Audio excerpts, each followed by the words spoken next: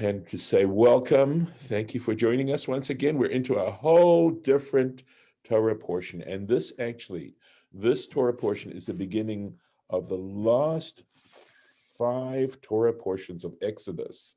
And all basically deal with one subject, and that is the construction of the tabernacle. And it is so important that we deal in various kinds of ways about the construction of the tabernacle. So let me go to the screen share.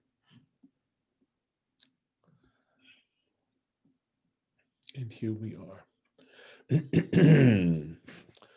Baruch atah Adonai Eloheinu melech haolam asher kitshanu b'mitzvotav v'tzivanu la'asok b'divrei Torah. This is the very beginnings of it. Let's see what there was before. Where do we end with? Okay, it just simply says up here, Vayavo Moshe b'toch ha'anan. Moses came into the cloud. Vaya'al el hahar. He went up to the mountain. Vahi Moshe bahar arba'im yom v'arba'im laila. And Moses was in the mountain 40 days and 40 nights. So the first day when he went up wouldn't have counted towards the 40 days and 40 nights. And we'll have to come to that later. Because in the middle of all this construction of the tabernacle, we read about the rebellion of the Israelites and the awful, awful moment of worshiping the golden calf. But we aren't going to come to that until another 2 weeks. So we have Truma, and then we'll have Tetzaveh, and then we'll have Ki Tisa. And it's in Ki Tisa that we read about the sin of the golden calf. So, Vaidaber Hashem el Moshe lemor. So Hashem spoke to Moses to say, saying, Daber el bnei Israel, speak to the children of Israel. Vayikuli truma, let them take for me a gift. And you understand a gift. We'll clarify the gift. Me'et kol ish asher yidvenu libo, from any man, from every man whose heart moves him. Tikhu et trumati, you shall take my gift. So in other words, this wasn't a commandment, this was a free will offering. And the reason I've got those Roman numerals is because of one of Rashi's comments. So here's the word truma here, number 1. Here is truma, trumati, second time. And the third time, truma, 3 times. Okay. And I'll do the verse since we're including it. Vezot ha-truma, this shall be this free will offering. Asher tikhu me'itam, and we can translate truma simply as a gift. And in fact, I believe it's sometimes, in even modern Hebrew, it's understood that way. Asher tikhu me'itam, the gift that you shall take from them, zahav, gold, v'chesef, and silver, unachoshet, and brass or copper, however you want to translate nechoshet. And it keeps going on. You notice that I've numbered these words as well, because they include all the various things actually you'll see. Goes on. Here we go. Right? All these different things. Up until here. Up until here. In modern Hebrew, truma would most commonly be used to mean donation. Right. And that's what it means. In other words, donation means it's something they want to do. And of course, donner in French means to give. Okay. Vayikhu li truma. They should take for me a truma, a donation, and I'll translate it that way. Li lishmi, meaning it should be brought for my sake. When they give this gift, they should be giving it with the intention of giving it to me. Truma, this word. Haparsha, the parsha, hafrasha, yafrishuli. It's not haparsha, it's hafrasha, the separating off, the giving. Yafrishuli, they should separate off from me, mi mamonam nedava, from their substance a gift, a nedava, a gift. Yidvenu libo, whose heart moves him, lashon nedava, v'hu lashon ratzon tov. The connotation of the word nedava is that it means goodwill. It is a connotation of goodwill. And again, it's hard to say what the Rashi is here, right? And I think in Sfaria they have a different word that looks completely different from this word, because this looks like faisant or something like that, belashon, belaz in French, Old French. And the Yiddish is geschenk, and geschenk means a gift, a gift. And it could be, I have to do it from memory, but I think Safaria says something like apaisement or something like that. I'm not certain. The point is that it's a gift. And we can talk about that just a little bit more. At any rate, in a sec, let's get through the Rashi. Tikhu et trumati, you shall take my gift, the gift that you give to me. Amru Rabotenu. So our sages, our rabbis said, Shlosha Trumot Amurot Kan. There are actually three different gifts, three different donations that are mentioned here. Aleph, the first, Truma Beka Lagulgolet. There is the Truma of the half shekel to a person. Okay, that isn't mentioned here. That's mentioned in Kitisa, when they take the census, right? And that is a mitzvah. That is not a truma in the way that they're talking about here. It's not a free will offering, but it is a truma. Shene'esu mehem ha'adanim. The silver, this half shekel silver piece, they were collected, and from them were made the adanim, the sockets for the tabernacle. And I will try and find a picture later on, later this week, to show you what we're talking about. But the boards, if this is making any sense, speaking of it, since it's a very graphic kind of thing, the boards had tenons on the bottom. They had these sort of two tenons, and they fit into sockets. And those sockets that slid up and down these tenons, or that accommodated the tenons, were the adanim, and they were made out of silver. Kamo shemafurash be'ele pekudei, as is explained in Ele Pekudei. It talks in that parsha.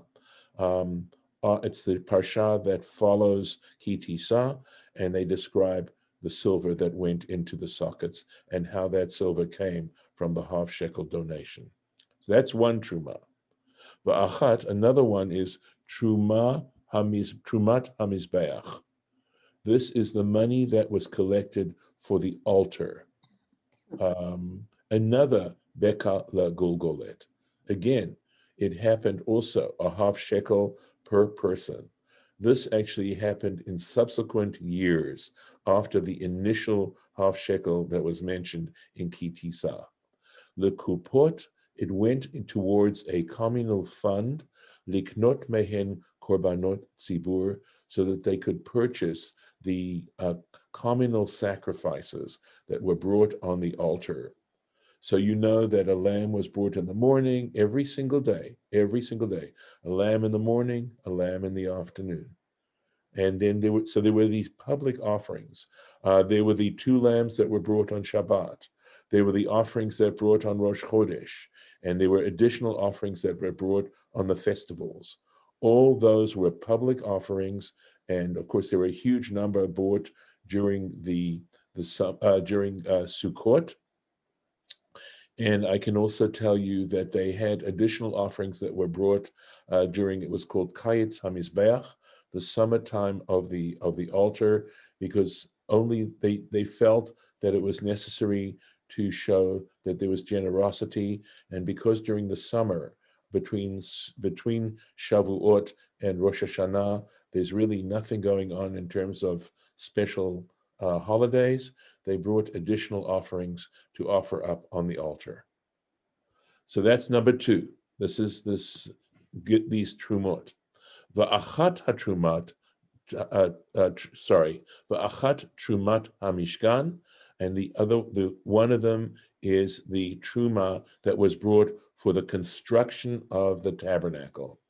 Nedava, this indeed was free will. This offering, this truma, was a nedava, kol echad ve'echad, each and nidvat kol echad ve'echad, excuse me, the gift of each and every individual. So these are the three different trumot, and this, what we're talking about here in this particular section, is the trumat hamishkan. So he says, now he goes on to Yud Gimel Dvarim Ha'amurim Be'inyan, the 13 different items mentioned here. Kulam Hutzrachu Lamelechet HaMishkan. Every single one of them were required for the construction of the tabernacle, or Livigdei Kuhuna, or for the attire of the priests, the priestly garments. When we go through carefully them. Okay. I'm going to do the Torah Tamima here because he expands on what Rashi has just told us. Vayikuli truma. They should bring me a gift, or donations. Tana Rabbi Chia b'shem Rabbi Shimon ben Gamliel. So Rabbi Chia said, in the name of Rabbi Shimon ben Gamliel, here we go, Shalosh Trumot, Gimel, Aleph Bet Gimel, three gifts, Ne'emru beParashah Zo. They are stated in this section. Trumat Adanim, just as Rashi was saying, right? The Truma, the gift that was given for the sockets, Trumat Shkalim, so he doesn't call it the Truma of the Mizbeach. And the Torah Tamima will discuss that a little bit, okay? And that is because when we talk about the Machatzit HaShekel, as in all subsequent years, we're talking about the fund that went to fund the communal sacrifices, the public offerings, Utrumat HaMishkan, and the gifts that were brought to construct the tabernacle. So just going back for 1 second, is that one of the ways you can subdivide the sacrifices is that there was a category of public offerings, and then there were also personal offerings. There was also that option as well for individuals to bring an offering depending on the personal circumstances, which would move them to bring an offering. Daber el bnei Israel vayakuli truma. So he actually outlines the verses involved, right? Speak to the children of Israel, and they should take from me a truma. Ze zo trumat adanim. This is a reference to the sockets. Tikhu et trumati, you shall bring my truma. Zo trumat shkalim. This is a reference to the shkalim, the money that went for the offerings. V'zot ha-truma asher tikhu me'itam. That's the next verse that says, and this is the truma you shall take from them. Zo trumat hamishkan. That is, in fact, then the truma that went to construct the tabernacle. And he is taking this from the Talmud Yerushalmi, and the tractate is Shkalim, because it's talking about the annual collection of the Shkalim. And of course, yesterday was Shabbat Shkalim, and we in fact made a reference to one of the categories of Shkalim, or two of them, as a matter of fact, if you think about it. So let's take a look at Bet here in the Torah Tamima. Here it is. I'm going to make the text just a teeny bit bigger. I hope I can. All right. There we go. Oh, that's good. I I like that. I keep aim, trying to do that on my own screen, and I have no control. But you're actually, doing. you should, because it should say something about how large the screen share would be. But sometimes it's problematic because you would not be able to see. Okay, it looks like I got some stuff in here that I need to get rid of. It shows at the top, there's view options. That's right. And I usually make it 150%, but you can't see the whole text. You only can see if it's off the page, because it's 150%. You can only see where the cursor is moving. All right, I'll try to learn that stuff. And as you can see, Shira Beth, it is sometimes recalcitrant as it just went up in, it just went down to the Yeah, it has original a mind of its own. Okay. through no fault of my own. At any rate, here goes. But I must have done something. Who knows? So regardless, Ritzono Lomar. What's the point of this quotation he's just given us? Shalosh pa'amim ne'mara milat truma. The point is that the word truma is mentioned 3 times. By kuli truma, they should bring from me a gift. Tikhu trumati, you should bring or take my truma. Vezot truma, and this is the truma. Ulefi pshuto, and according to the if you just take this on its simple basis, meaning that God is instructing Moses to tell the Israelites to bring a gift, right? If that's all it means, hava le mar. It could have just said, in fact, it should have just said, if all it meant to say was what I just said, it should have said, vayichuli truma ma'et kol ish asher yidvanu libo. It should have just said, and they should bring me a gift from every man whose heart moves him, and then go on with the list. It didn't need to mention truma 3 times, that actual word 3 times. So the argument then is that the reason why the Torah mentions 3 times the actual word truma is to tell us this, to allude to the 3 different trumot. And now we go, right? Gold and silver, etc. V'lachen darish sheba l'ramez al shlosha trumot ele. And this is the reason that it is interpreted that these 3 words, 3 times of the truma, come to allude, remez, to hint regarding these 3 trumot. Uma shelo piresh kan rak trudmat hamishkan, and the reason why he only goes into specifics regarding the trumat hamishkan, the gifts that were brought to construct the tabernacle, hu mishum deki kevan deki. I'm going to think it's going to be kivan hatzivui bekan. That is the direction in which the commandment goes here. Lakachat mikol ish, to take from every man, utruma kazo, right? And this specific truma of these particular items, halcha letrumat hamishkan. That those specific gifts that are then explained following go to the truma to construct the tabernacle. In other words, the question he's asking is, why dafka do we explain truma here to refer trumat hamishkan? Well, that's because what follows right afterwards. Ma she'eno kentiv trumat adanim. Doesn't say regarding the trumat adanim. So again, here it says, according to everyone, according to their will. It's a free will offering. But the trumat adanim, utrumat kalim, okay, however, when it came to the truma of the sockets, or the truma for the shkalim, for the money for the offerings, nigbu rak mimi she nimnu legulgolet, I think is what it's supposed to say. Right, was only appropriated, nigbu.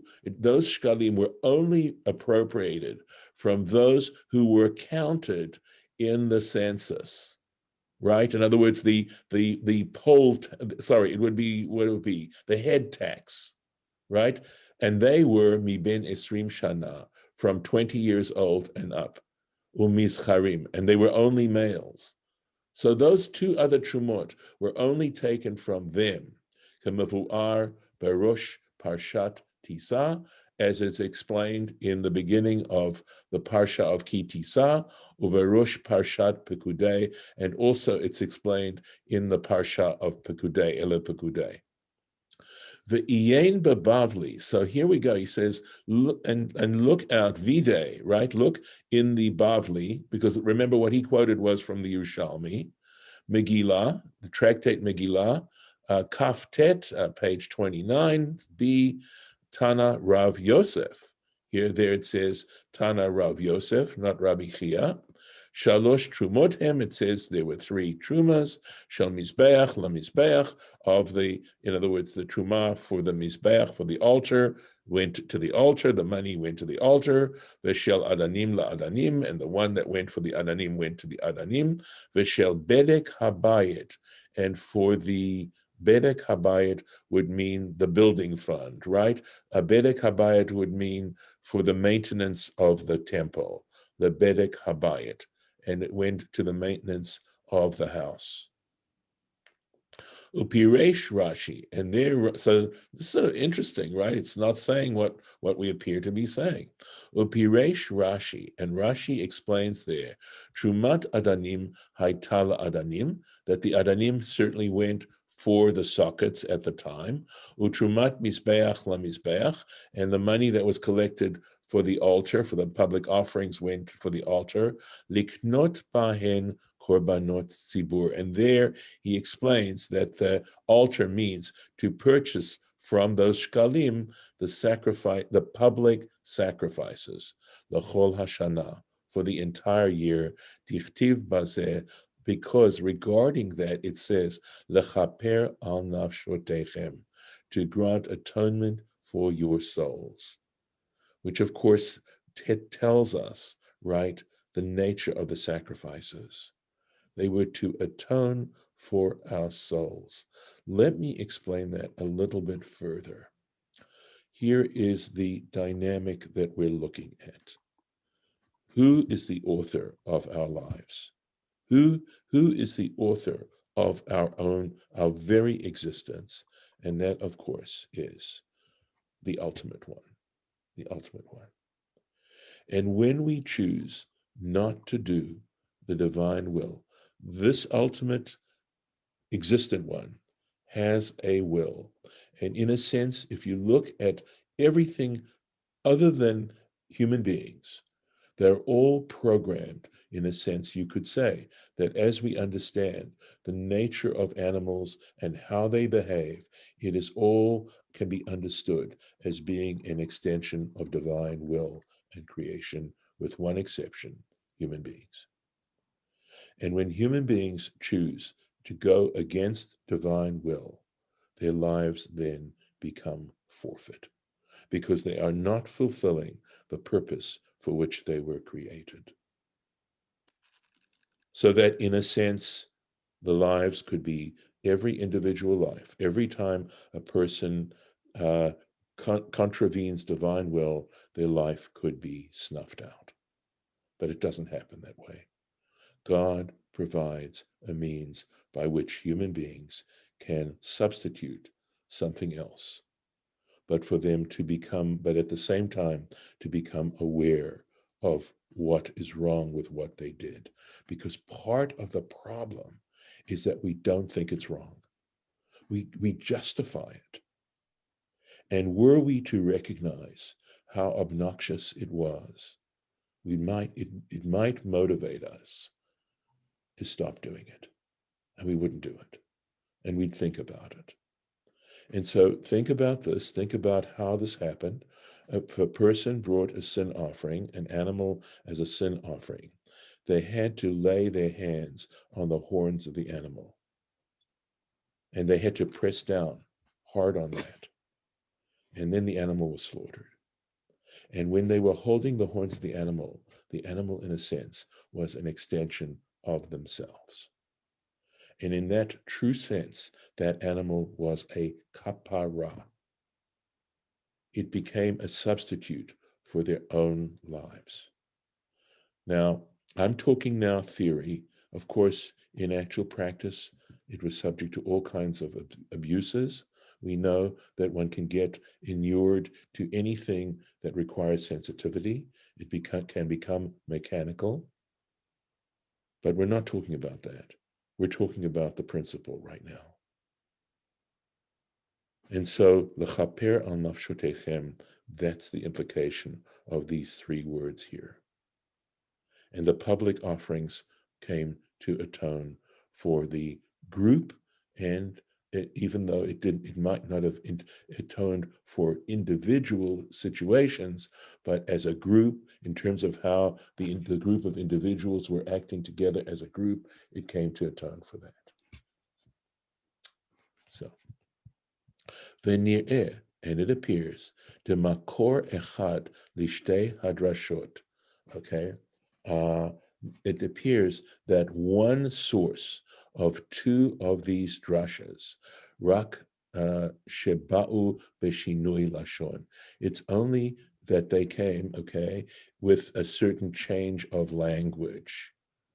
Rakma, and here's the point, Rakma shekore b'Yerushalmi trumat shkalim, whereas in the Yerushalmi it refers to the truma of shkalim, kore bebavli trumat mizbeach. He refers to it as the truma of the mizbeach, of the altar. Utrumat hamishkan, and the truma of the mishkan, hainu trumat bedek habayit. So in the one source where it talks about the Trumat HaMishkan, which in the one case would have only gone for the construction of the tabernacle, in subsequent years, that would have referred then to the Bedek Habayit, to the maintenance of the temple, because that money would have gone to make sure that the construction was sound. Umashikatav kan Rashi, and referring to what Rashi writes here, Vaikuli Truma, Li Lishmi, where he says, Me, Li Lishmi, to my name, he says, Ien Mashikatuv Besamuch, he's not going to actually talk about it here. He makes a reference to it later on, but Pasuk Chet in verse 8. Ot Chet in, it looks like, I assume that's a Chet. It could be a taf, who knows? V'tzaref lakan, and you can add it to what we wrote here. So we're not going to get an answer. It's going to be a cliffhanger for that. And that is where I'm going to stop today. I'm going to stop the share, and we just have a couple of minutes. All right. So any reactions? If you, yes? Well, I'm thinking that I'm not sure if I'm really following the gist of this. They're trumot which have to be given, because if you don't get enough of what's needed for you, for example, you won't be able to make enough adanim. Yes. And then and the daily sacrifice has to happen every day, so you have to have enough of that. So where does the Yadavenu Libo part come in? That comes for the Trumat HaMishkan. That's what That we're apart talking about. from Trumat Mishkan, and the Right. other And the two are, Bedek Habayit as well. And that would also count for the Bedek Habayit, for the maintenance, the building fund. and so the maintenance and the building of the Mishkan will be as grand and rich and beautiful as it turns out to be, depending on how generous the people turn Yeah. out to be. In fact, it does. And And in fact, go ahead. we read later on that Moses has to tell them to stop bringing stuff. Right, they are generous, it turns out. But Yeah, I guess it's like two of the trumot you could really more describe as taxes, because you have to have that minimum amount to keep things going. well, some donations are a tax. They're nevertheless a donation. It's something that it's property, or in this case, money that's coming from you to support something else. And I also just want to point out that commandment and free will are not mutually exclusive or opposites. So, even though he's telling us to do it, whether we do it or not, is still, I'm not saying that this makes perfect sense, but I think it's in there somewhere that it's, you can still look at it as free will. So understand that there are three types of communication. One is a Right. commandment, meaning you must do this, you cannot do this, right? Positive or negative, command. Then there's one that says you may do this if you want, right? that's and one may be a suggestion, and then there's another kind that's circumstantial that says, Okay, but well, my if this, point was, then but that. this skirting my point though. My point was that even the you must do this, the harshest commandment, nonetheless does not absolve the free will agreeing to do the commandment. I think if I understand you correctly, what you're saying is that you still have the free will to observe the commandment. Just because God Right. has told you to do it doesn't necessarily mean you're automatically going to do it. That's right. That's the point you're making. Yes, Yes. of course, of course. But in this case, we're talking about if you like, do it, and if you don't want to do it, no penalty, right? Which of course is the way we treat most commandments. Well, with the atonement one, maybe there's a penalty, but it's not directly, well, you didn't, do this, but if you haven't atoned properly, there may be a penalty for that. And one thing that we talked about in Torah study yesterday in another class was about, or Friday, was that some of this was to atone for the golden calf, Indeed. and that even the people who didn't participate in it did not participate in stopping it, and so it was for everybody to need to atone at that time, everybody in that place at that time. Okay, but in case you missed this, the point about the atonement part is that was a tax. That was not an Right. optional gift. This here we're talking about totally optional. But in the case of the atonement one, every single person, every single male Right. who was old enough had to bring it. Right. No, I didn't miss that. But yeah, what I'm saying is everybody had to atone, and part of that was because everybody had participated in some way or the other in the golden calf. Mhm. Those people at that time I'm talking about. Yeah. Okay. All right, we're going to stop right there, and I'm going to stop the recording and thank everyone who's participated.